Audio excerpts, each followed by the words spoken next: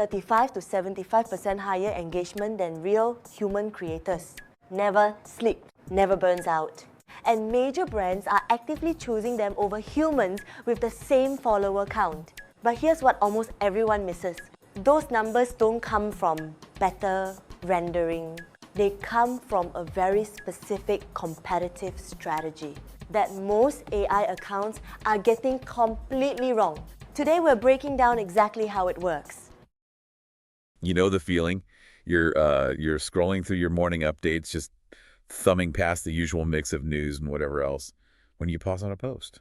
Yeah, like maybe it's a fitness creator sharing this, incredibly detailed, perfectly lit meal prep routine. Right. Or a digital nomad posting from some ridiculously aesthetic, sun-drenched coffee shop somewhere in Bali. Oh, totally. We've all seen those. And you double tap it, you read through this massive multi-paragraph caption about their morning routine. And you might even save the post for later because, well, it's genuinely helpful. But then you notice something. Exactly. You see a tiny, almost invisible disclaimer. Or maybe you just look a little closer at the way the light is hitting their hair. And it just hits you. They aren't real. That coffee shop doesn't exist. That person doesn't exist. Yeah. Suddenly you have this incredibly jarring realization that half the creators you've been actively following and learning from over the last few months are entirely AI generated.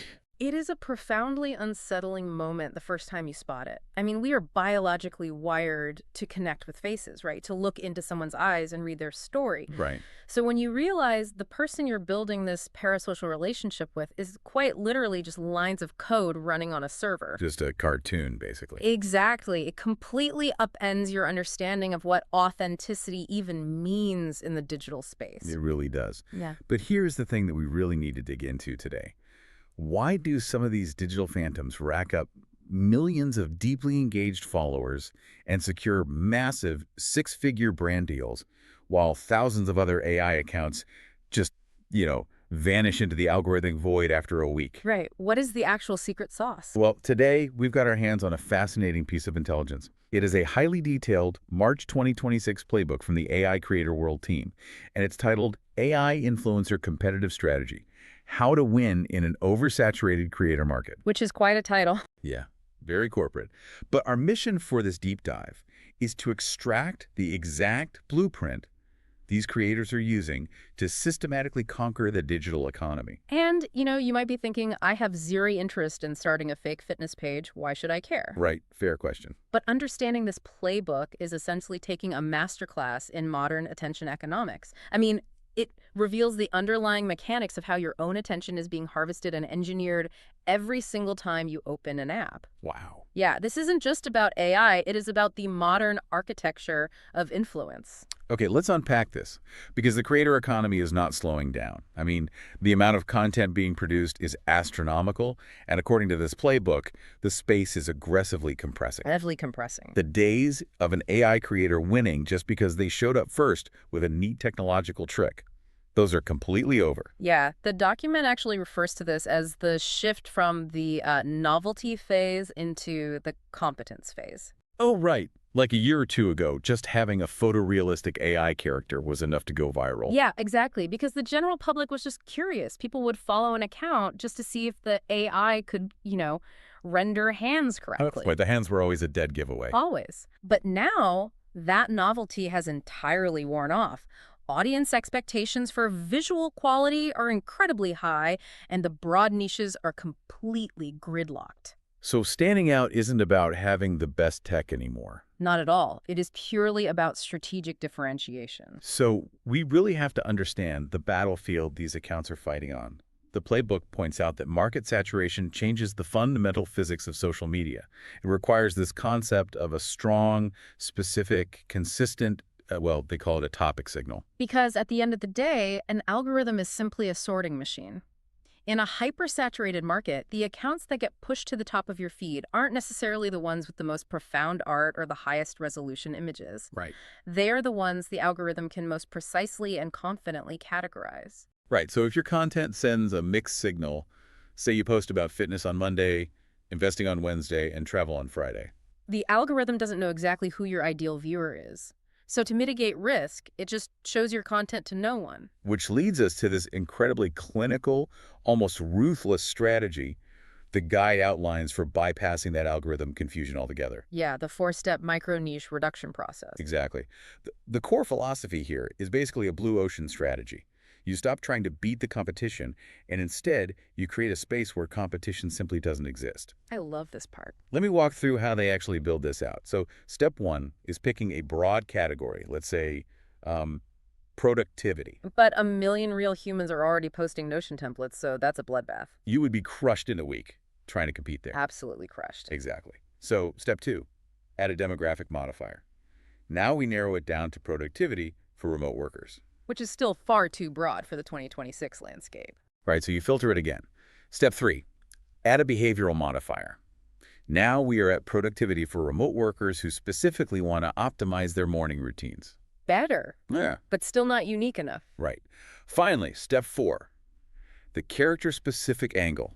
You filter all of that through the unique perspective of an AI character who has supposedly lived this. So the final hyper-targeted product is what? AI-created minimalist productivity content for Gen Z remote workers building a side income. Wow. What's fascinating here is what the strategy guide calls the specificity premium.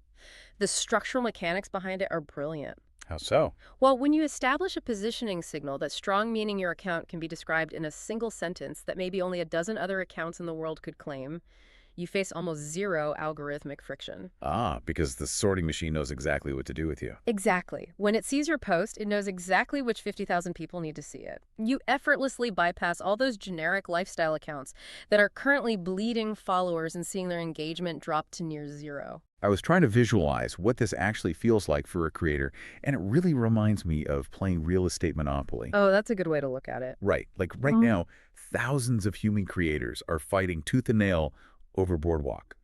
Boardwalk is the generic, highly glamorous lifestyle and travel slot. Yeah, everyone wants Boardwalk. And people are bankrupting themselves. Yeah. Buying expensive ring lights, flying to exotic locations, just burning themselves out trying to win that one square. Right. But this playbook is saying, forget Boardwalk. It's a trap. Go build a highly profitable, completely uncontested hotel over on Baltic Avenue. You own that tiny, specific niche entirely, and every single person who lands there pays you their attention. That analogy hits the nail on the head. You are deliberately shrinking the total addressable market of your content until the competition naturally evaporates. Right. Every post you put out earns organic distribution because the audience that does see it is entirely self-selecting. I mean, they are desperate for that specific, hyper-tailored content. I get the logic of the micro niche. I really do. But human creators can pick a niche too. There are plenty of real people making content for Gen Z remote workers. Sure. So why are these AI influencers uniquely equipped to exploit this strategy better than humans? Well, they are quick to exploit it because they bypass the biological and structural limitations that human beings simply cannot escape. Okay, biological limitations. Yeah, the playbook outlines several distinct operational advantages. Let's start with visual consistency. An AI can maintain the exact same aesthetic, the same flawless lighting, the identical color palette across 1,000 consecutive posts. Oh, wow. Yeah, whereas a human creator is subject to the weather or their energy level. Or their budget, or just having a bad skin day. Second, there is scalable content velocity without any fatigue. An AI doesn't need to sleep. It can deploy perfectly tailored content 24 hours a day across different time zones. That's insane. And finally, the production costs for AI are actively dropping as the rendering tools get better, whereas a human's production costs, paying for photographers, editors, travel, those remain stubbornly fixed. Which leads to a metric buried in this source that absolutely stopped me in my tracks. The engagement rates. Yes.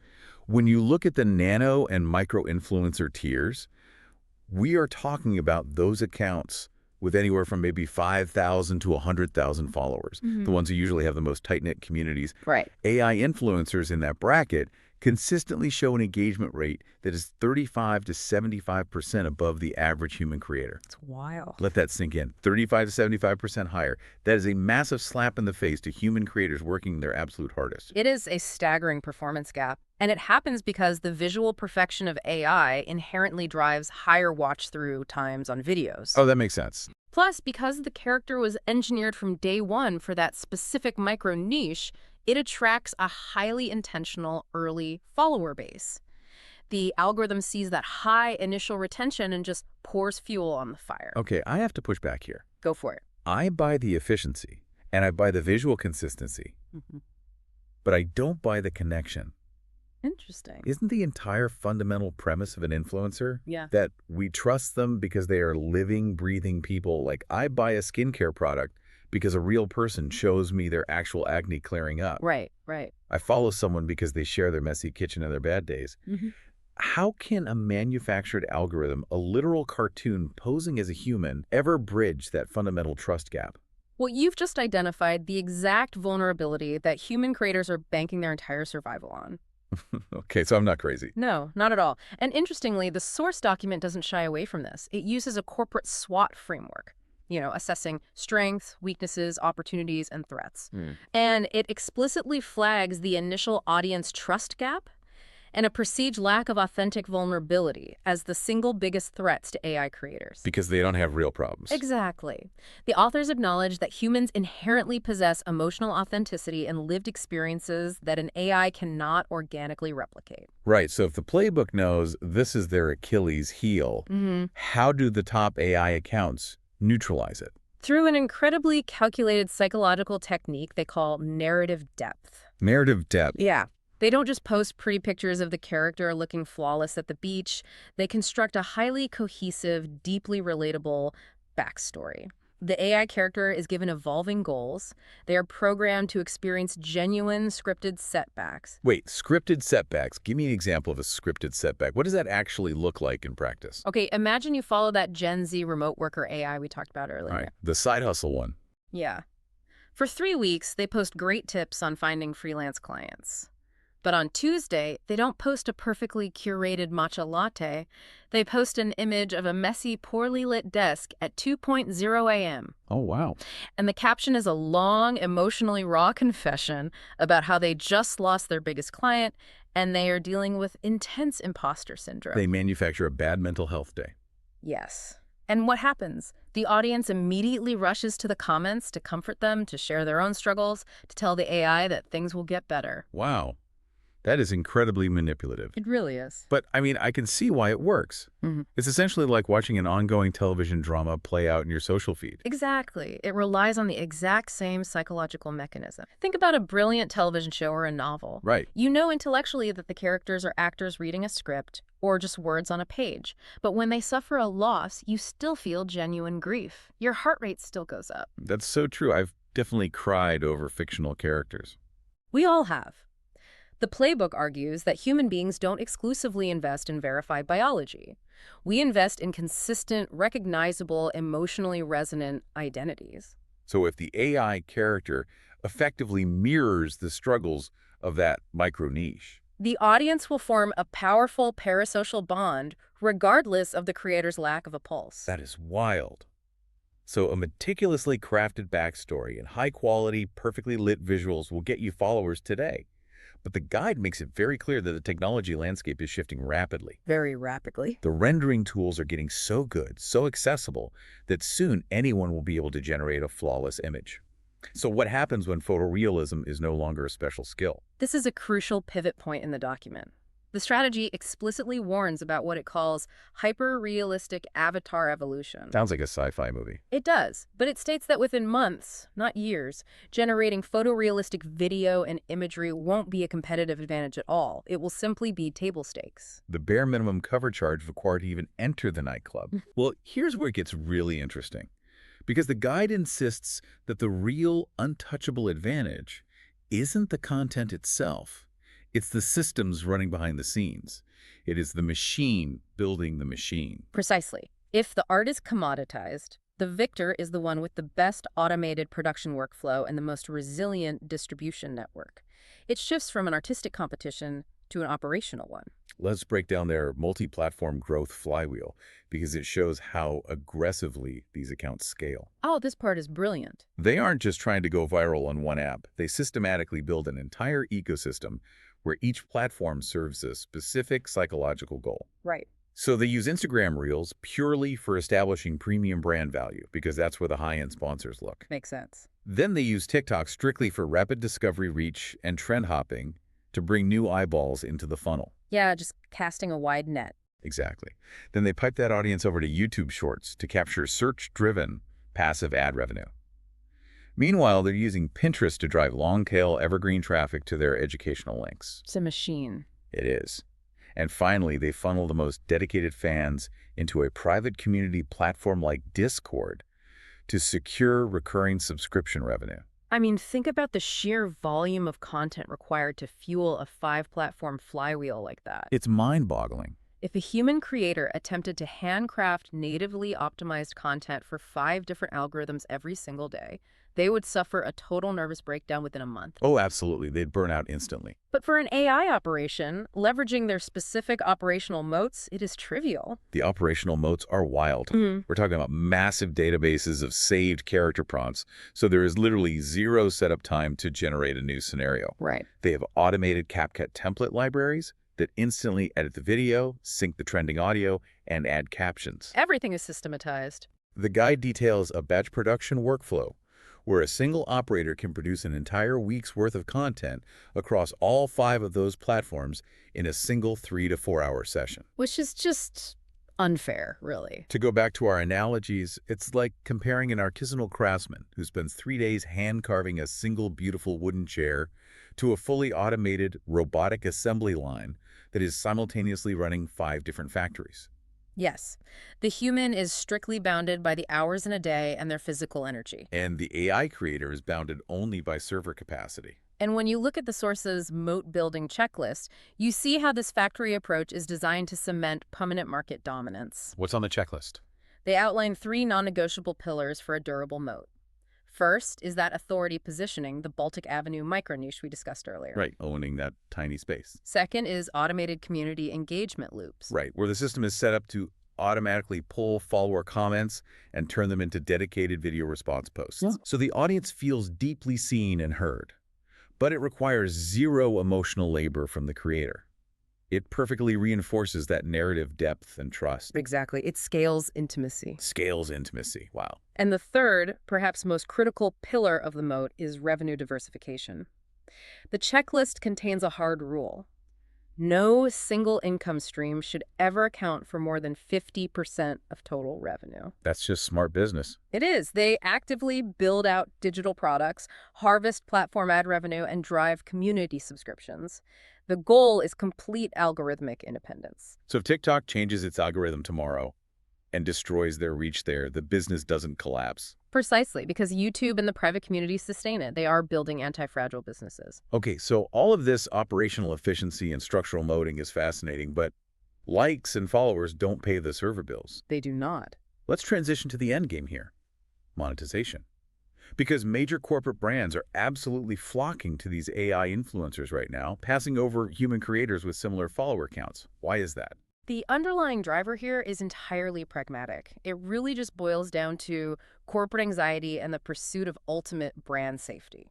Which makes complete sense when you look at it from the perspective of a Fortune 500 chief marketing officer. Oh, 100%. When you cut a massive check to hire a human influencer, you are taking on a massive, unpredictable liability. Humans are messy. Exactly. What if that influencer gets drunk on a live stream and uses a slur?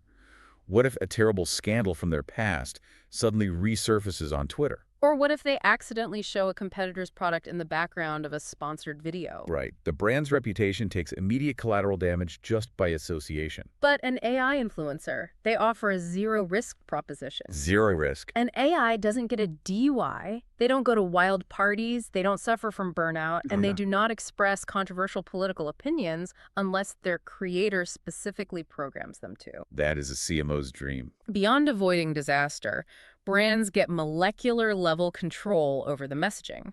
If a sponsor wants their energy drink held at precisely a 45-degree angle, bathed in golden hour sunset lighting, with a very specific hex code shade of yellow in the background. The AI generates it flawlessly on the first iteration. Yes. Right. Trying to get a human to achieve that exact output on a physical set could take days of reshoots and thousands of dollars in studio time. And because of this inherent safety, the playbook advises AI creators to actively target heavily regulated, highly reputation-sensitive industries. Big money. We're talking about fintech, healthcare, banking, and professional services. Okay. These are massive industries with bottomless marketing budgets, but they are terrified of compliance issues or brand damage. Right. An AI creator is quite literally the perfect risk-free spokesperson for a healthcare app or a wealth management firm. It is the apex of corporate marketing. However, the playbook reveals that acting as a solo brand ambassador is not the final evolution. Wait, there's more. Oh, yeah. It outlines a fascinating endgame strategy called hybrid collaboration.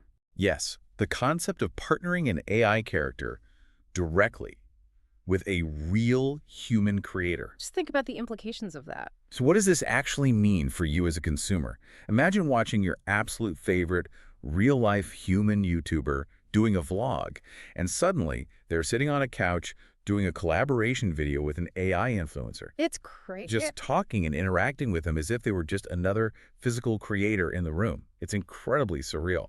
If we connect this to the bigger picture, this hybrid strategy serves several vital defensive and offensive functions. Okay, like what? Offensively, as platform algorithms inevitably get more sophisticated at detecting and potentially shadow banning purely AI-generated content, the smartest AI accounts are using these collaborations to drive human audiences to direct traffic sources. They want to move you off the main algorithmic feed. Exactly, into their newsletters and private communities to insulate themselves. And more importantly, collaborating with a human creator allows the AI account to essentially siphon off the human's established credibility. Yes. It transfers that hard-earned biological trust over to the digital avatar. Precisely. It is a trust bridge.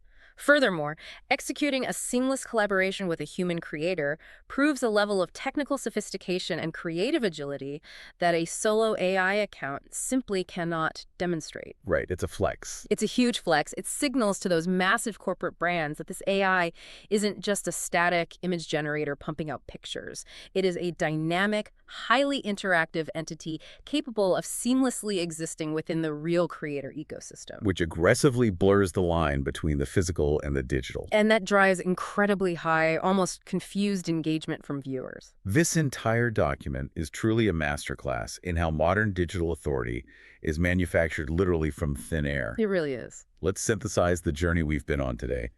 The source makes it undeniable. Winning the attention economy in 2026 is no longer about who can prompt the most realistic AI photo. Right, that is just the entry ticket. Winning requires blue ocean specificity, finding that micro niche where you face zero competition. It requires building relentless, systematized production moats so you can fundamentally outproduce human physical limitations. Absolutely. It demands deep, meticulously manufactured narrative depth to bridge the human trust gap. And eventually, it means hybridizing with real humans to solidify your place in the cultural zeitgeist. It forces an entirely different paradigm for understanding influence. You are no longer just a person sharing your life with a camera. You are an architect systematically designing a psychological engagement engine. Which brings us right back to that uncanny valley moment we talked about at the very beginning. Right. You are scrolling your feed, you stop on a post, you feel a genuine spark of connection or inspiration, and then the realization washes over you. The person you're relating to isn't real. And that leaves us with a final, lingering concept to really mull over. Okay. We've seen exactly how AI influencers are systematically bridging the trust gap through manufactured vulnerability and meticulously scripted setbacks, right? All right. At the exact same time, human creators are increasingly forced to systematize their own lives, to act more like automated machines, sacrificing their own well-being just to maintain the relentless daily output required to compete with AI. Oh, wow. So if machines are learning to perfectly manufacture human vulnerability, and humans are forcing themselves to become content machines, Yeah. are we rapidly approaching a point where the psychological difference between following a human and following an AI completely disappears? Yeah. If the emotional response in your brain is identical, does it actually matter if the creator on your screen has a heartbeat? That is a deeply provocative thought, and one that will definitely stay with you the next time you catch yourself emotionally invested in a story on your phone. Thank you so much for joining us on this deep dive into the architecture of modern influence. Keep questioning what you see in your feed, look for the topic signals, and we will catch you next time. Thank you for listening to AI Creator World Podcast. If you found this episode valuable, make sure to follow the podcast, subscribe on YouTube, and share this episode with another creator who is building their future online. For deeper guides, AI tools, and step-by-step growth strategies, visit our website at aicreatorworld.net.